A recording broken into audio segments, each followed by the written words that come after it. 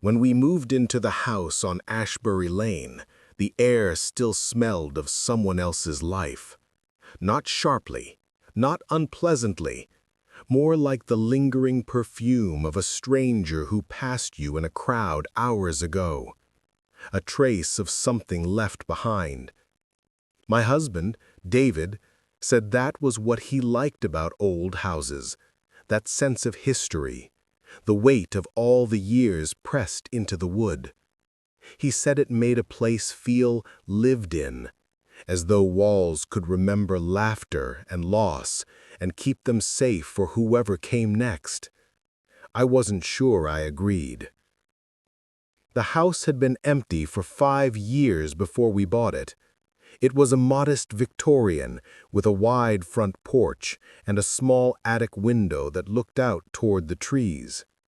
The realtor called it quaint, and I suppose it was, if you ignored the way the floorboards groaned under your feet, or how the wallpaper had yellowed around the edges like paper left too long in the sun. But we were young, newly married, and we wanted a place to call our own. David was teaching English at the college, and I'd just left my job at the library. We thought we could fix it up together, make it ours. The first few weeks were consumed by paint cans, scrub brushes, and the constant whir of David's optimism. He had that kind of energy that makes you believe in possibilities, even when the ceiling leaks and the furnace won't start. I loved him for that, though sometimes I wondered if he loved the idea of new beginnings more than the thing itself. It was in the 3rd week that I found the letter. I'd gone up to the attic to start cleaning. The space was small and dim, lit by a single bulb that flickered when the wind pressed against the roof. Dust hung in the air like mist, and the boards creaked when I stepped on them. There wasn't much up there. An old trunk, some broken furniture, a few boxes left behind by the previous owners. I just moved a stack of mildewed newspapers when I noticed one of the bricks along the back wall wasn't quite flush. It jutted out just enough to catch the eye. I tugged at it. It resisted at first, then gave way with a faint crumble of mortar. Behind it, there was a small hollow, and inside, a yellowed envelope tied with a brittle piece of string. It was sealed and addressed in delicate, careful handwriting to David. Not David and me, not to the new owners, just David. For a long moment I stood there staring at it, trying to understand what I was looking at. The ink had faded to brown, but the name was clear, precise, and written in a style that seemed older than us, older than the house even. On the back, a date, June 12, 1947. David hadn't been born until 1950. I didn't open it, not right away. I carried it downstairs, brushing the dust off with my sleeve, and placed it on the kitchen table. When David came home from campus, I told him what I had found. He looked at it with a mix of curiosity and amusement. "Maybe it's from another David," he said, half laughing. But his smile didn't quite reach his eyes. That night, after dinner, he broke the seal. Inside was a single sheet of paper, folded neatly in thirds. The writing was elegant but shaky, as though written by someone whose hands trembled. It began simply, "My dearest David, if you are reading this, then time has moved on as it must, and I am long gone.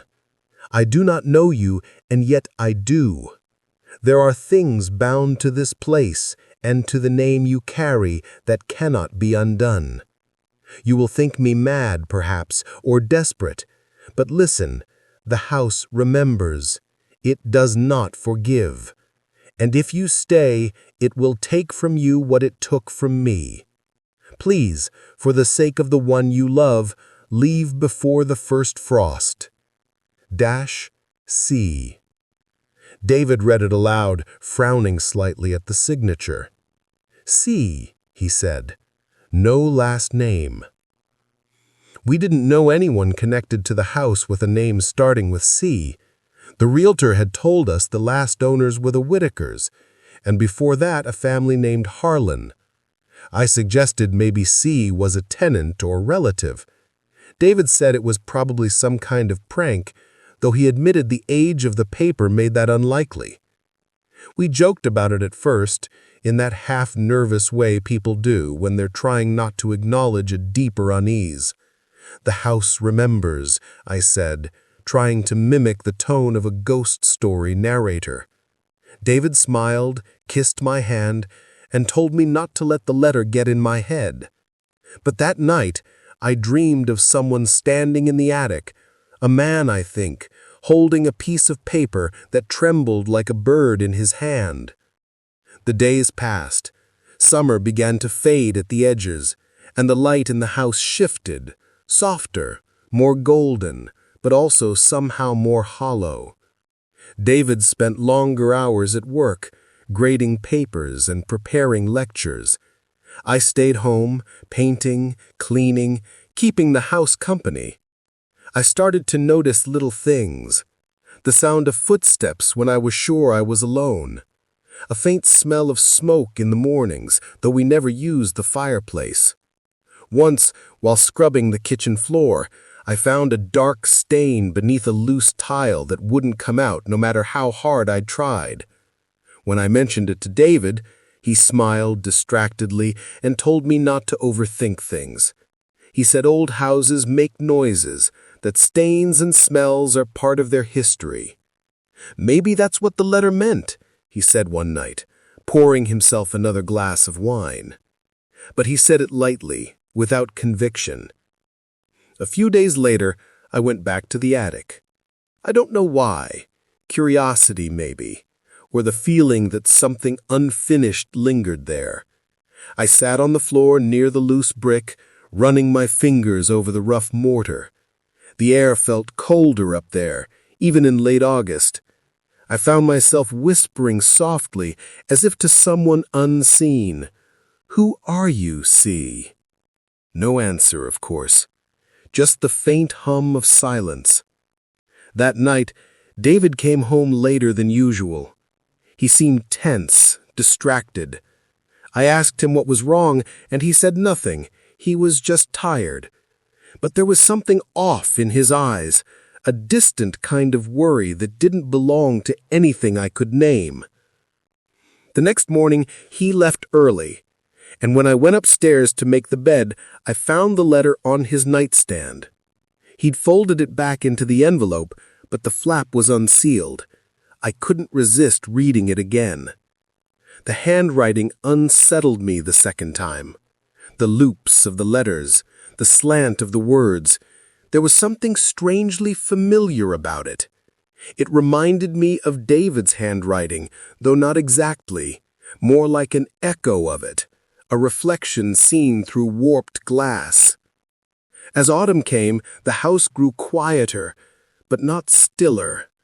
There was always a faint restlessness to it, a sense of presence. Sometimes, when I passed the attic stairs, I would feel a draft, as though someone had just moved through the space above.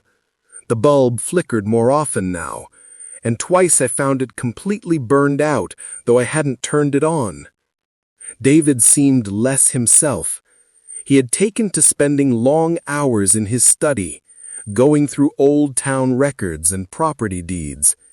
When I asked him what he was looking for, he said he was curious about the house's history. Maybe he could use it for a short story or something. But when I peeked in on him one afternoon, I saw the letter lying open beside a pile of dusty folders. He was copying something from it into a notebook.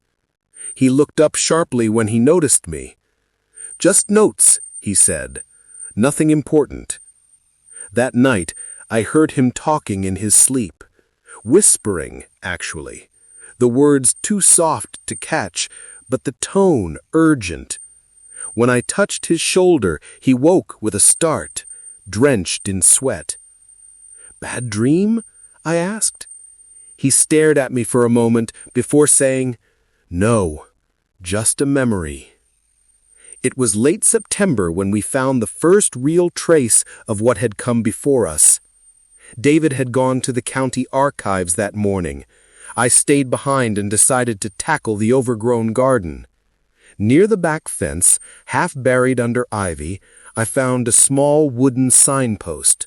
Most of the letters were gone, worn away by rain, but I could still make out the faint impression of a name carved into it. C. Harlan. I called David at the college. When he came home that evening, I showed him the sign. He went very still. "I found something too," he said quietly. After that night, David began spending most of his time upstairs. I'd hear the attic door open in the early morning, the slow creak of the steps, then silence.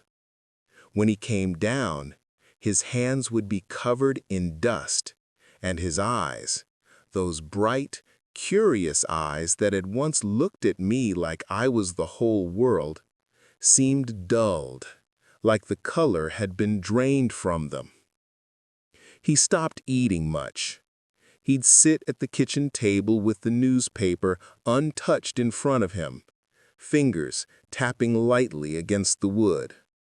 Once I reached across to take his hand, and he flinched, as if my touch had startled him out of some deep, private thought. "David," I said gently, "you're scaring me." He looked at me for a long time, his mouth opening as though to say something, then closing again. Finally, he whispered, "You should go, Ellen, just for a while." "Go where?" "To your sister's. Anywhere. Just until I figure this out." "Figure what out?" He didn't answer. That night, he slept in the study. Or at least I think he did. I woke sometime after midnight to the sound of footsteps above me, slow, measured, and unmistakably deliberate. When I called his name, the sound stopped. By morning, the attic door was closed. I tried to make sense of it, tried to believe there was still a rational explanation. Maybe he'd been overworked. Maybe the isolation of the house had gotten to him. But there was something else, something deeper. He wasn't just tired, he was haunted. The change in him wasn't just in his eyes or his voice, but in the way he moved through the house. It was as if he'd begun to mirror it, the quiet, the stillness, the weight of its memory. I caught him standing in front of the old mirror in the upstairs hallway, staring at his reflection for so long it made me uneasy. When I asked what he was doing, he said softly, "Sometimes I can see him." "Who?" He didn't reply. Later that day, I went to the library myself. I asked the clerk if there were any records about the Harlan family after 1947. She found me a small obituary, dated June 14, 1949. It said that the body of Charles Harlan had been discovered in the woods behind Ashbury Lane. The coroner ruled it an apparent suicide. The note found beside him was never made public. The article mentioned that he'd been survived by no children. But when I told David that, he just stared at me, pale and trembling. "That's not true," he whispered.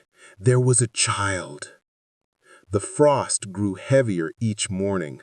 The house shuddered when the wind came through the trees, the walls groaning as though something inside them resented the cold.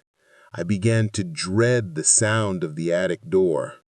One evening, as I was preparing dinner, I heard David's voice upstairs, Not the soft, restless murmurings I'd grown used to, but a full conversation, the low hum of question and answer.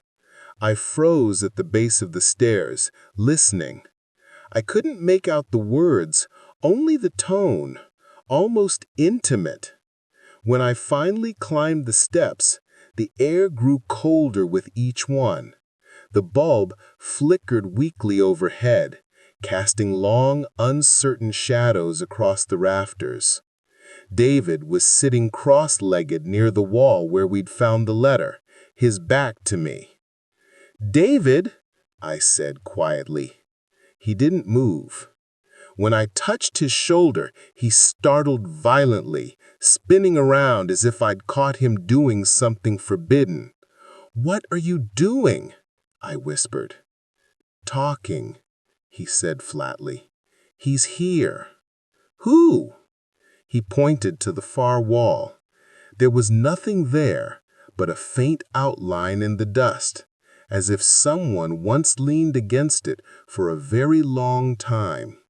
"I can hear him," David said. "He says he didn't mean for it to happen. He says it started with her." "David, there's no one here." He smiled faintly, almost pityingly. "You just don't remember yet." That night, I didn't sleep. I kept replaying his words, "You don't remember yet," as though there was something inside me that had been erased. In the morning, David was gone. His coat was missing, and so was the photograph from the tin. I called the campus. He hadn't gone to work. His car was still in the drive. I found him 2 hours later, sitting by the trees at the edge of the property, staring into the woods.